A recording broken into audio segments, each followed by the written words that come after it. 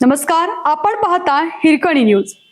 Hirkani news प्रत्येक क्षण ताज्या घडामोडी आणि महत्त्वाच्या प्रत्येक बातमीसाठी नेहमी तत्पर. नियतीचा क्रूर खेळ. 9 वर्षाच्या मुलीचा शाळेत हार्ट अटॅकने मृत्यू. 4 महिन्यापूर्वी भावाने गमावला जीव. राजस्थान मधून एक काळजाला चर्र करणारी घटना समोर आली आहे. एका खासगी शाळेत सकाळी प्रार्थनेदरम्यान 5वी शिकणारी विद्यार्थिनी दिव्या अचानक बेशुद्ध पडली आणि अवघ्या काही मिनिटातच तिचा मृत्यू झाला. डॉक्टरांनी प्राथमिक तपासात हार्ट अटॅक हे मृत्यूचं कारण असल्याचं सांगितलं आहे.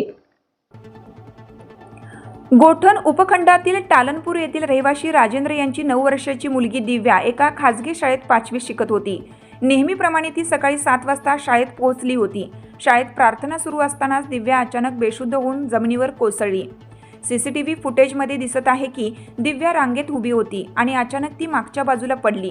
शाळा व्यवस्थापनाने तातडीने तिला उचललं आणि गावातील शासकीय रुग्णालयात नेलं.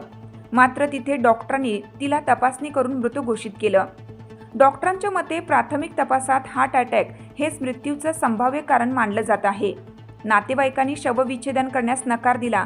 त्यानंतर मृतदेह त्यांच्या स्वाधीन करण्यात आला. या कुटुंबावर दुःखाचा डोंगर कोसळला असून संपूर्ण गाव हादरला आहे.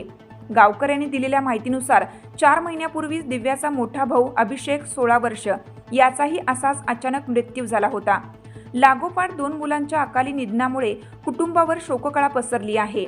या घटनेने सर्वांनाच मोठा धक्का बसला आहे. आपल्या हिरकणी न्यूज चॅनलला लाईक करा, शेअर करा आणि सबस्क्राईब करायला विसरू नका आणि रहा अपडेट.